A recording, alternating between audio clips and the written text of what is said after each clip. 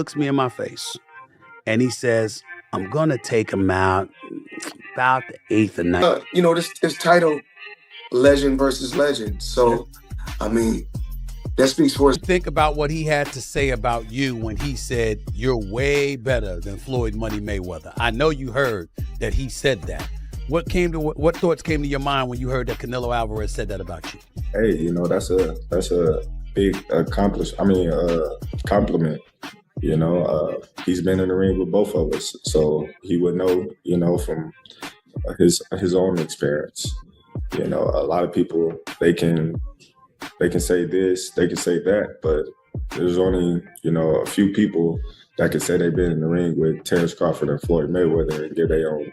For the last half of his career with one hand. Mayweather top 5? No, not in my book. No, not even top 10.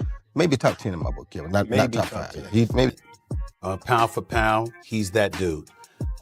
In this 4-belt era, he is now the undisputed world champion 3 times over.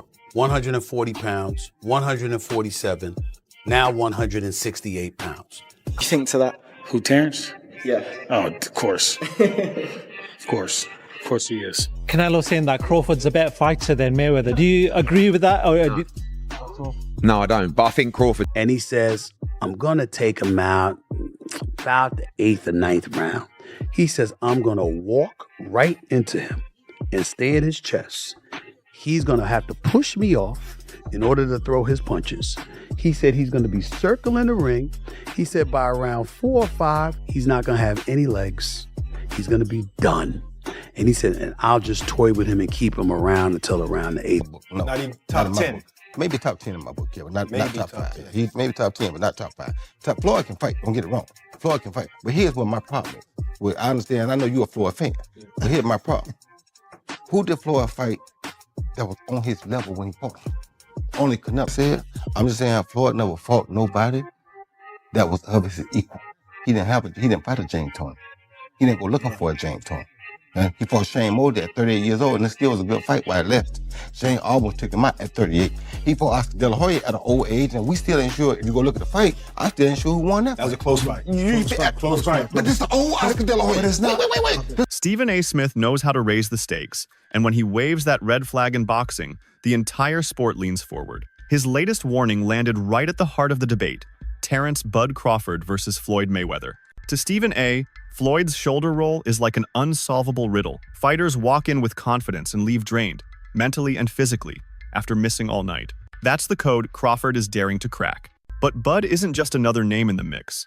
He's the 3-division undisputed champion, the man who humbled Canelo Alvarez and stamped his claim as one of the most complete fighters alive.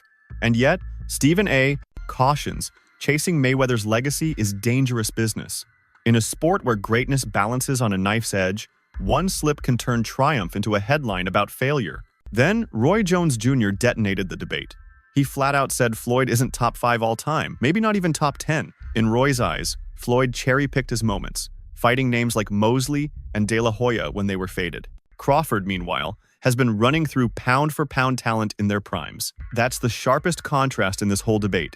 Floyd's careful perfection versus Bud's seek and destroy dominance. Robert Garcia added weight to that argument, pointing out Floyd never became undisputed. Erislandy Lara gave you the blueprint on how to beat him.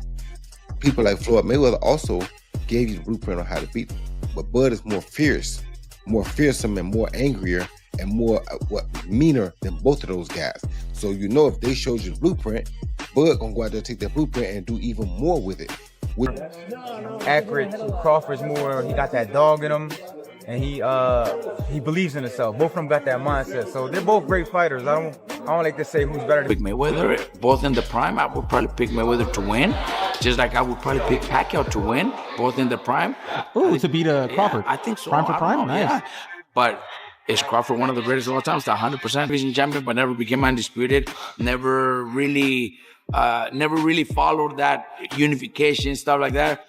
So I think when it comes to accomplishments, I think he's already sport. He was so good at like staying in the pocket. So he was an elusive guy. Yeah. Or Insane. he's slipping. Pattern right? recognition. Pattern recognition. He's one of the most elusive fighters of all time. He stood right in front of you and you couldn't fucking hit him. That's true mastery of space and caught him on the side of the head.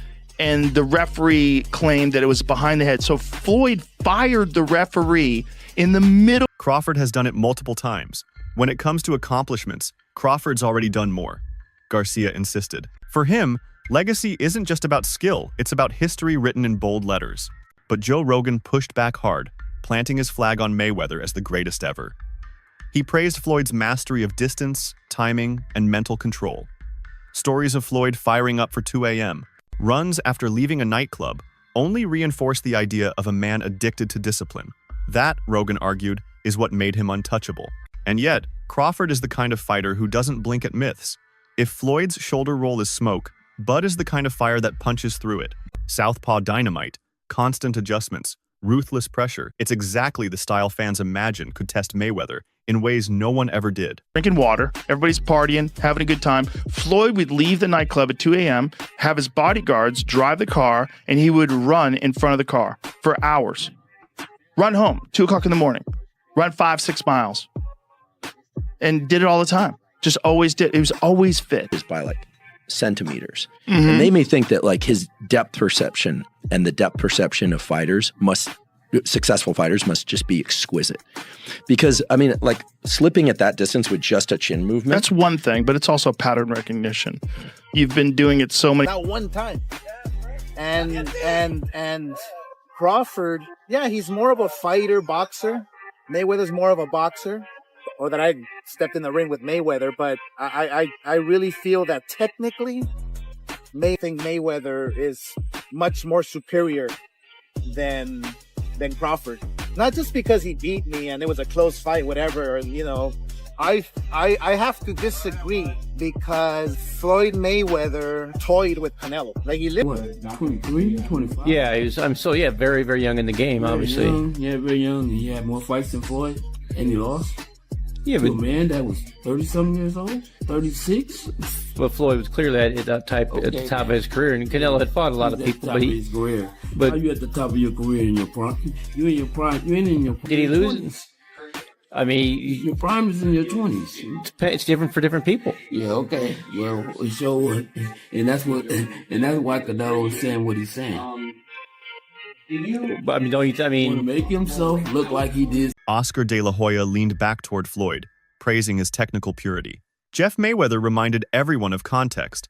Floyd handled a raw Canelo, while Crawford dismantled the finished product years later.